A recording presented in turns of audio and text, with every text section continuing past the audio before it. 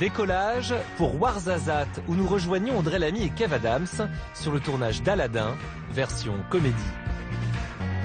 Tu sais, moi je me bats pour exister parce qu'il y a plein de gens qui disent mec là il fait que des trucs pour les jeunes. À seulement 23 ans, Kev Adams fait déjà partie des poids lourds de l'humour. À son actif, 2 stand-up, Soda, une série à succès, et 2 films, Les Profs et Fiston, respectivement 4 et 2 millions d'entrées. Merci. Audrey Lamy, un parcours similaire, d'abord un one-woman show, puis scène de ménage, une fiction qui rassemble jusqu'à 6 millions de téléspectateurs. Enfin le cinéma, Tout ce qui brille, en 2010, La Belle et la Bête cette année, et désormais le tournage d'Aladin avec Kev Adams. C'est la première fois que les 2 stars de l'humour tournent ensemble.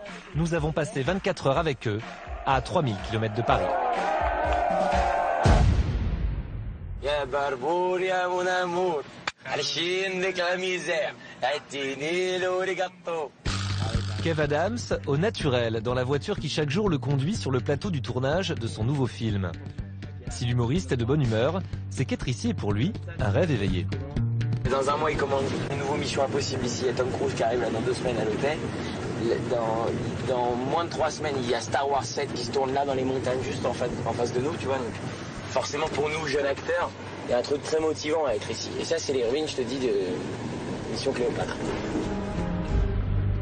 Car avant l'humoriste, ils sont nombreux à avoir tourné dans cette plaine de Ouarzazate, à 150 km de Marrakech au Maroc. Depuis les années 60, ce désert est une sorte d'Hollywood, version orientale. Alfred Hitchcock y a tourné L'homme qui en savait trop en 1956, suivi par David Lean, qui réalisa son mythique Laurence d'Arabie. Voir le cinéma lui ouvrir ses portes, une intense émotion pour Kev Adams, venu de la scène et de la télévision. Il se souvient d'ailleurs très bien de son tout premier jour de tournage pour le film Fiston, il y a quelques mois. C'était la première fois de ma vie que j'avais un premier rôle au cinéma, en costard avec Franck Dubosc. J'ai tellement prié le bon Dieu pour que ça m'arrive un jour de pouvoir faire un film en star, entre guillemets, avec quelqu'un que j'idolâtre en costard et tout ça, que le jour du premier jour, tout ça, ça m'est retombé sur la gueule et je me suis mis à chialer de joie, vraiment d'émotion, de joie, de plaisir, de bonheur, en me disant putain ça arrive quoi. Aujourd'hui, c'est dans ce décor digne des 1001 nuits que Kev Adams tourne Aladin, l'histoire d'un voleur dont le destin bascule le jour où il trouve une lampe magique. Nous y retrouvons une autre humoriste, Audrey Lamy, qui joue la cousine du jeune voleur. Si elle n'en est pas non plus à son premier rôle au cinéma, ce tournage digne d'une production hollywoodienne est une nouveauté. Super. Là, on vous attendait pas forcément dans un personnage oriental. C'est vrai. C'est vrai. Et vous voyez, parfois, il y a des petites surprises. Moi non plus d'ailleurs, je ne vous voyais pas forcément dans le genre d'état, mais au contraire, c'est génial. À ses côtés, Vanessa Guide, qui incarne la princesse Chalia et qui elle aussi s'est fait connaître à la télévision. Un changement radical pour Audrey Lamy, qui vient de terminer 5 ans de scène en solo. Enfin, c'est 2 métiers, j'allais dire, presque différents. Ouais. C'est-à-dire que là, je joue avec des vrais gens, plutôt que de jouer toute seule sur scène et d'inventer des personnages. Moteur. Allez, attention tout le monde, on y retourne. Nous devons nous interrompre, car Arthur Benzaken, le réalisateur du film, doit maintenant expliquer aux 2 actrices la séquence qu'elles vont tourner ce matin-là. Okay. La tête tombe, il va juste faire un dernier mouvement de millimètre. C'est ça? Ok. Action. Ok. Pour Audrey Lamy, rien d'étonnant à ce que les réalisateurs choisissent de plus en plus les talents de l'humour, comme elle et Kev Adams. La plupart des réalisateurs, ils aiment bien aussi voir les comédiens parce qu'en casting ou en essai, c'est toujours un peu compliqué parce que tu es très stressé, tu es très angoissé et puis tu joues avec un directeur de casting qui n'est pas forcément comédien non plus. Donc les réels aiment bien venir au théâtre et puis voir de quoi on est capable, quoi. Et ce n'est pas Arthur Benzaken qui dira le contraire. Pour lui, faire jouer des acteurs venus du stand-up est surtout un vrai plus pour son film. C'est sûr que voilà, après des très bons comédiens, quand en plus de ça on leur rajoute un petit rythme de comédie, qui savent le moment de solitude, quand est-ce qu'il faut le jouer, voilà, ça rajoute, c'est sûr que ça rajoute. T'es trop fort, tu vois le billet. Nous retrouvons Kev Adams, qui pendant ce temps a enfilé ses habits d'Aladin.